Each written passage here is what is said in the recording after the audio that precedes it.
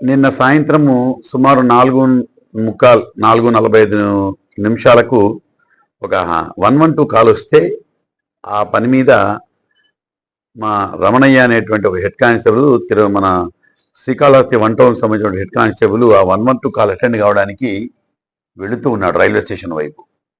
అక్కడే మన happy kitchen అని ఒకటి ఉంది, చిన్న హోటల్.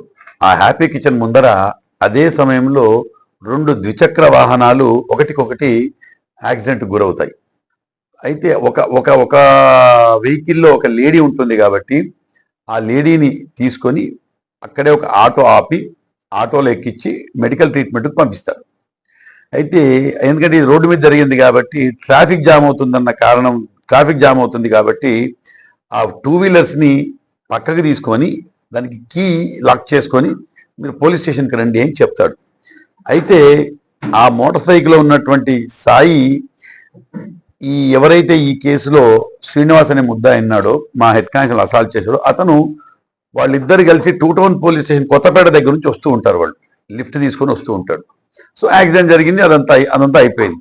సో మా హెడ్ కానిస్టేబుల్ ఎవరైతే ఉన్నారో దా కీ తీసుకొని మళ్ళీ మీరు పోలీస్ స్టేషన్కి రండి అని చెప్తే దాంట్లో ఈ శ్రీనివాస్ అనే అతను కొంచెం ఓవర్ యాక్షన్ చేసేసి హెడ్ కానిస్టేబుల్ మీద దౌర్జన్యంగా తిరగబడి చొక్కాయి పట్టుకొని మనిషిని తోస్తూ, యూనిఫామ్లో ఉన్నటువంటి మనిషిని తోస్తూ చివరకు కత్తి కూడా తీసి చంపబోయాడు. ఇదంతా మీరు వీడియోస్లో మీరు చూశారు.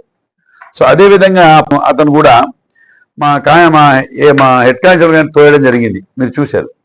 ఈ కేసు ఈ A1 అనే ముద్దాయి శ్రీనివాస్ అనే ముద్దాయిని జరిగిన వెంటనే మా హెడ్ కానిస్టేబుల్ కంప్లైంట్ ఇచ్చారు, కేసు కట్టారు, దర్యాప్తు జరిగింది. ముద్దాయిని కూడా నిన్న రాత్రే తీసుకొని రావడం జరిగింది. సో ఈ కేసులో 2 ముద్దాయిలను అరెస్ట్ చేయడం జరిగింది.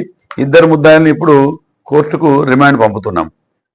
అయితే ప్రజలు కూడా కొంచెం జనాలు కూడా కొంచెం సంయమనం వహించాలి. యూనిఫామ్లో ఉన్న వ్యక్తి మీద దౌర్జన్యం చేయడం అనేది ఎట్టి పరిస్థితుల్లో మేము భరించం కూడా. దానికి తగ్గట్టు ఎలా చేయాలా అన్నీ మాకు తెలుసు, ఎలా చేయాలి, ఎలా ట్రీట్ చేయాలనేటువంటి మాకు కూడా తెలుసు. కాబట్టి ఇతని మీద కేసు పెట్టి ఈరోజు కాసేపట్లో కోర్టుకు ప్రొడ్యూస్ చేస్తున్నాం. Thank you. హత్యాయత్నం కింద మీరే చూశారుగా, కత్తితో చంపోయాడు. హత్యాయత్నం కింద 2 రిమాండ్ చేయడం జరుగుతుంది.